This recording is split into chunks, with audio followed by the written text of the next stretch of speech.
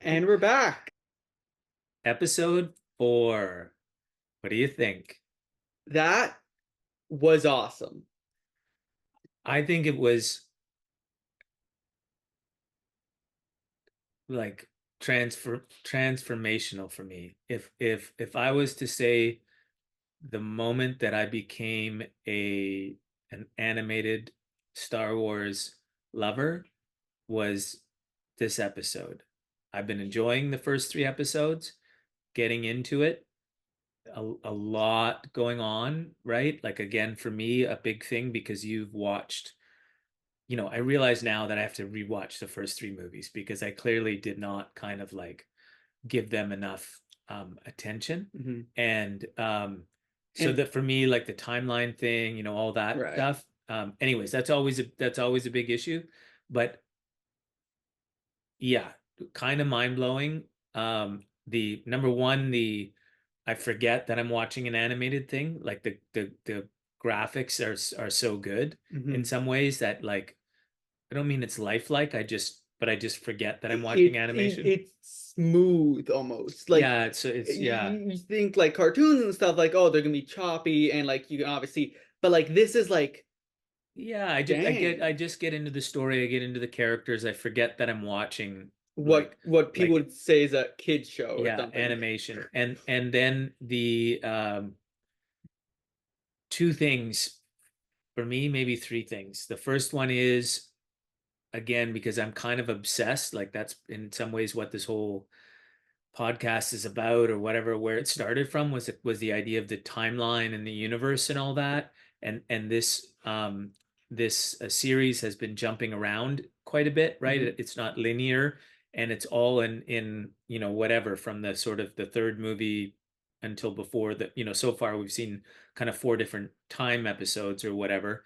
And so I'm trying, that's a time period that I'm not familiar with. And so first off, I need to kind of like ground myself.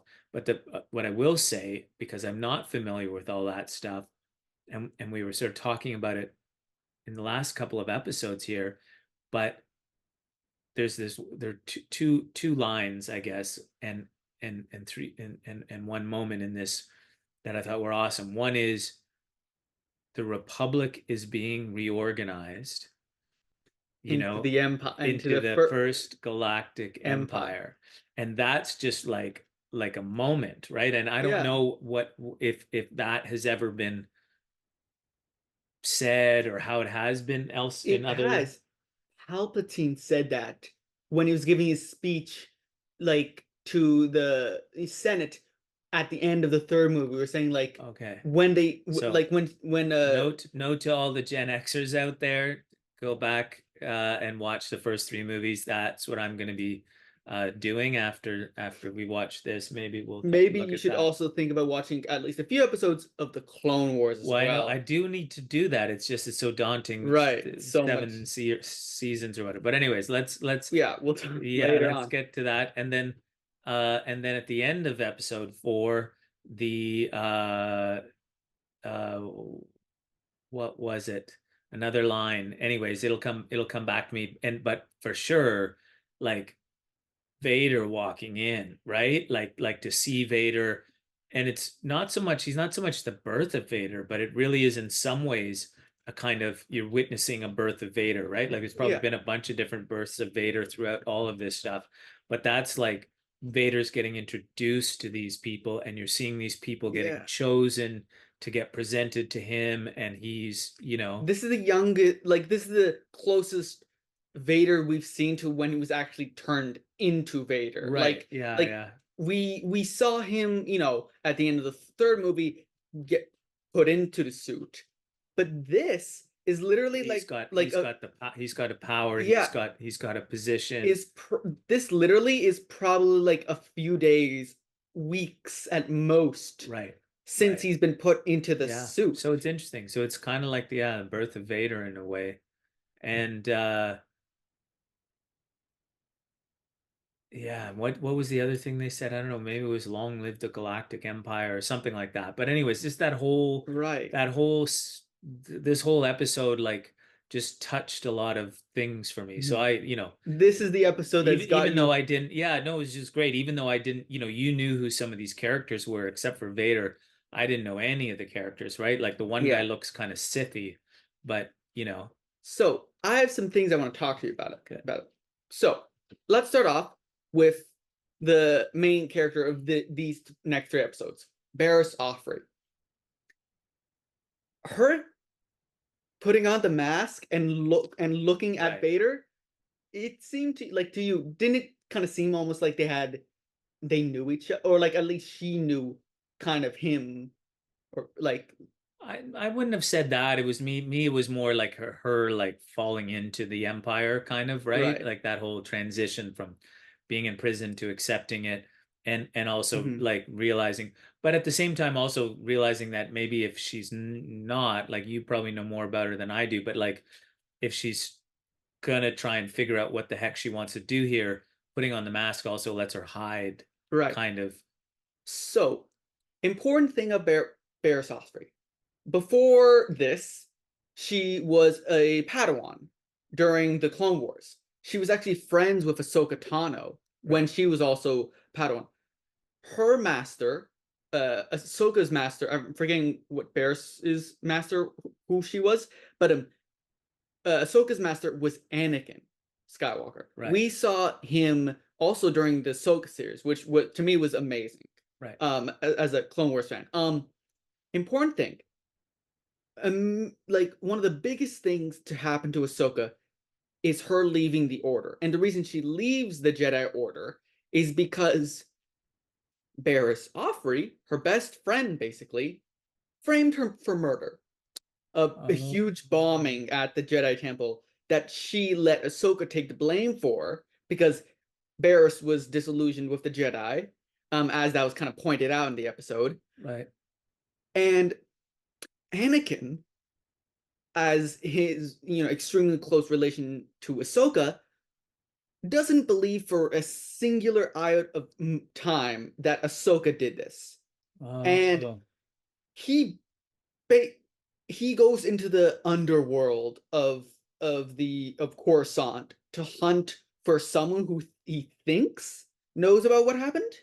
Who is this like disillusioned Sith called I'm forgetting her name, but she's really cool. He goes he basically tears up would have teared up the entire planet to like find who really framed Ahsoka for murder. Like he's even though in the end, like he's trying to destroy the Jedi's. no, this was before. Ah, Before all that, he still kind of believed in the Order, but this was what I believe one of the major turning points of him losing his faith in the Order.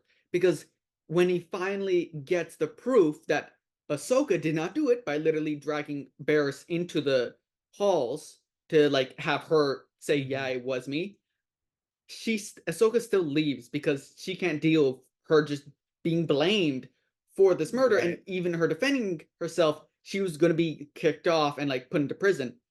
And when she leaves, it like destroy kind of destroys a huge part to Anakin because like he's losing his Padawan to this terrible system. So she gets put into prison, and everyone's always wondered what has happened to Barriss. And now we see that, well, she was turned into a inquisitor. So her seeing Darth Vader, her not knowing who he is, but him knowing who she is, In the final scene there. Yeah. like it's obvious because he can't show his face, and like Yeah. we can't, Yeah. even he hides his own He, non-emotiveness. right.